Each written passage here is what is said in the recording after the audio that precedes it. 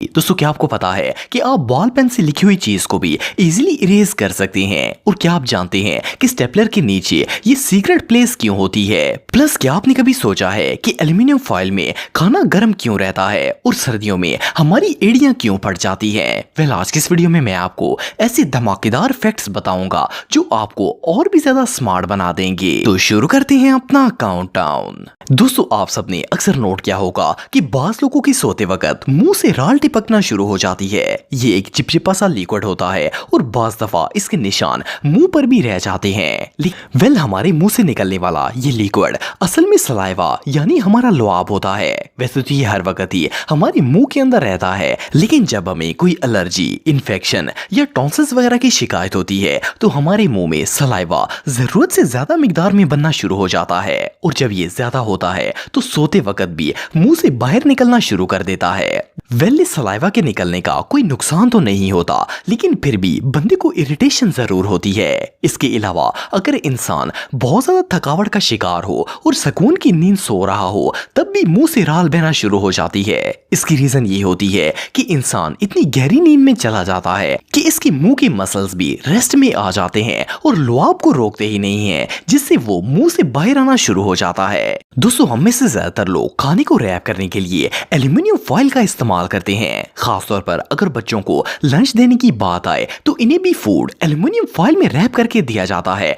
ताकि वो जल्दी ठंडा ना हो। आप सबने नोट किया होगा कि एल्यूमिनियम फॉइल में रखा गया फूड आम फूड के मुकाबले में ज्यादा देर तक गर्म रहता है। लेकिन क्या आपने कभी सोचा है कि ऐसा क्यों होता है? आखिर इस पतले से पेपर में ऐसी क्या चीज है जो खाने को ठंडा नहीं होने देती? असल में जब भी हम गर्म खाना किसी बर्तन के अंदर डालते हैं तो वो बर्तन खाने की हीट को ऑब्जर्व करना शुरू कर देता है और खुद गर्म हो जाता है। इससे हमारा खाना जल्दी ठंडा हो जाता है। लेकिन इस फॉइल को क्योंकि एल्यूमिनियम से बनाया जाता है और ये एक ऐसा मेटल है जो ना तो हीट को ऑब्जर्व करता है और ना ही हीट को बाहर जाने देता है, इसीलिए इसके अंदर रखा गया फूड ज्यादा देर तक गर्म रहता है। लेकिन बहरहाल हेल्थ एक्सपर्ट्स के मुताबिक एल्यूमिनियम हमारी सेहत के लिए काफी ज्यादा नुकसानदेह होता है, इसलिए इन फॉइल्स का इस्तेमाल लंबे अरसे तक कभी नहीं करना चाहिए। दोस्तों दुनिया में बहुत से लोगों के साथ ये मसला होता है कि इनकी पांव की एड़ियों में क्रैक्स पड़ जाते हैं। खासतौर पर सर्दियों के मौसम में ये प्रॉब्लम और भी ज्यादा बढ़ जाती है। लेकिन क्या आपको पता है कि पांव की एड़ियां फटने की असल वजह क्या होती है और ज्यादातर ये सर्दियों के मौसम में ही क्यों फटती हैं? वेल आपको जानकर हैरानगी होगी कि हमारी एड़ियां फटने की मेन रीजन डिहाइड्रेशन होती है। जो लोग पानी कम पीते हैं इनकी स्किन पानी की कमी की वजह से बहुत ज्यादा ड्राई हो जाती है और जब पांव की एड़ियां ड्राई होती हैं तो इन एड़ियों पर हमारी बॉडी का पूरा वेट पड़ने की वजह से इनकी स्किन फटना शुरू हो जाती है। सर्दियों के मौसम में एड़ियां इसलिए ज्यादा क्रैक होती हैं क्योंकि सर्दी में हमारी स्किन गर्मियों के मुकाबले में ज्यादा ड्राई हो जाती है, इसलिए हम लोशन वगैरह यूज करते हैं। पर इस खुश्क मौसम की वजह से एड़ियां फटने के चांसेस ज्यादा हो जाते हैं। लेकिन अगर आप अपनी हील्स को मॉइस्चराइज रखते हैं और ज्यादा से ज्यादा पानी का इस्तेमाल करते हैं तो इस प्रॉब्लम से बचा जा सकता है। दोस्तों अगर बूट से आने वाली स्मेल की बात की जाए तो ये बात तो हम सब जानते हैं कि शूज में से स्मेल हमारी पांव के पसीने और बैक्टीरिया की वजह से आती है। लेकिन क्या आपको पता है कि एक छोटी सी ट्रिक यूज करके आप इस गंदी और बदबूदार स्मेल से बच सकते हैं? वेल इसका एक बहुत ही सिंपल सा सोल्यूशन है और वो ये है कि आप टी बैग लेकर इसे अपने जूतों के अंदर रख दें। असल में टी बैग हमारे जूतों की स्मेल और मॉइस्चर दोनों चीजों को ऑब्जर्व कर लेता है, जिससे वो बदबू बिल्कुल खत्म हो जाती है। लेकिन इससे भी इंटरेस्टिंग बात यह है कि अगर टी बैग से भी सॉक्स की स्मेल खत्म ना हो रही हो तो फिर इनके अंदर सिलिकॉन जेल रखने से ये बदबू मुकम्मल तौर पर खत्म की जा सकती है। ये आइडिया वाकई में बहुत यूजफुल है। दोस्तों आप सबने कभी ना कभी स्टेपलर का इस्तेमाल जरूर किया होगा। ज्यादातर लोगों को लगता है कि स्टेपलर के सिर्फ दो ही पार्ट्स होते हैं, एक वो जहां पर इसकी पिन्स डालते हैं और दूसरा जहां से वो पिन्स प्रेस होकर बाहर आती हैं और पेपर को स्टेपल करती हैं।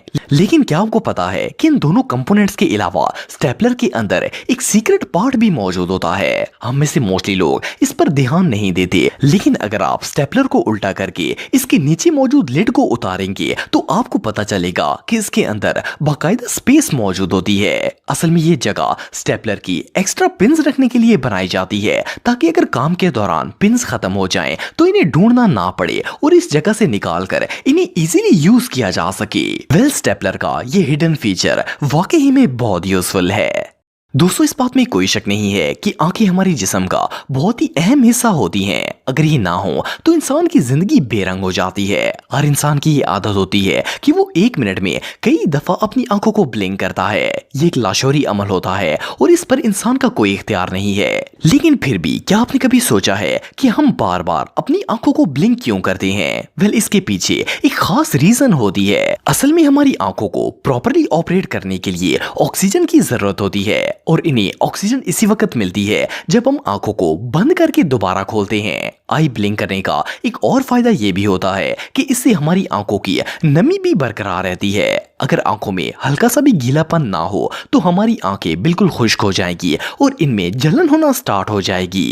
प्लस इससे सब कुछ धुंधला भी नजर आता है। एक और फैक्ट ये भी है कि जितनी दफा हम अपनी आंखें बंद करते हैं इतनी दफा ये साफ भी होती रहती हैं। वेल इससे पता चलता है कि आंखें ब्लिंक करना हमारे लिए कितना इंपॉर्टेंट होता है। दोस्तों आप सब लोग पिज्जा तो खाते होंगे। ऑफ कोर्स ये एक ऐसा फूड आइटम है जो हर किसी को ही पसंद होता है। नॉर्मली हम लोग पिज्जा को टेबल पर या किसी फ्लैट जगह पर रख कर खाते हैं। लेकिन क्या आपको पता है कि पिज्जे की बॉक्स में एक हिडन फीचर छुपा होता है? वेल जब भी हम कहीं पर पिज्जा ऑर्डर करते हैं तो वो हमें एक खास किस्म के बॉक्स में पैक करके पिज्जा देते हैं। आप सबने नोट किया होगा कि इस बॉक्स की शेप काफी ज्यादा अनयूजुअल होती है। देखने में तो ये बॉक्स बिल्कुल पिज्जा की पैकिंग लगता है और हर कोई इसमें से पिज्जा निकाल कर इसे फेंक देता है। लेकिन असल में आप इस बॉक्स को पिज्जा रखने के लिए एक स्टैंड के तौर पर यूज कर सकते हैं। अगर आप इस बॉक्स को एक खास तरीके से अरेंज करते हैं तो ये पिज्जा स्टैंड बन जाता है और इसके अंदर पिज्जे को रखकर इजीली खाया जा सकता है। पिज्जे के बॉक्स को इस तरह डिजाइन किया जाता है कि ये इजीली खुलकर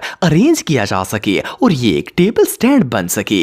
ये सच में कमाल है। दोस्तों अगर आप एक स्टूडेंट हैं तो शायद आपने नोट किया होगा कि कुछ बॉल पेन्स ऐसे होते हैं जिनकी एज पर इस तरह का रबड़ टाइप का मटेरियल लगा होता है। हम में से मोस्टली लोग इस पर ध्यान नहीं देते, लेकिन सोचने की बात यह है कि आखिर इन पेन्स में प्लास्टिक की जगह रबड़ ही क्यों लगाया जाता है? वेल असल में ये रबड़ इस बॉल पेन का इरेजर होता है। अगर इस तरह की पेन से राइटिंग के दौरान आपसे कोई मिस्टेक हो जाए तो आप इस इरेजर की मदद से इसे इजीली रब करके दोबारा भी लिख सकते हैं। नॉर्मल बॉल पेन्स के अंदर ये फीचर नहीं होता, लेकिन इस बॉल पेन की इंक को एक खास मटेरियल से बनाया जाता है जो कि रिमूवेबल होती है। इसके पीछे लगे रबड़ की मदद से आप इस पेन से लिखी हुई किसी भी चीज को इजीली इरेज कर सकते हैं। ये दोनों चीजें सेम लेड पेंसिल और इसके पीछे लगे इरेजर की तरह काम करती हैं। ये सच में कमाल है। तो दोस्तों आज के लिए बस इतना ही। उम्मीद आपको वीडियो पसंद आई होगी। अगर आप मेरे व्लॉगिंग चैनल को सब्सक्राइब करना चाहते हैं तो इस आइकन पे क्लिक करके सब्सक्राइब कर सकते हैं। तो मिलता हूं आपसे नेक्स्ट वीडियो में, तब तक के लिए अल्लाह हाफिज।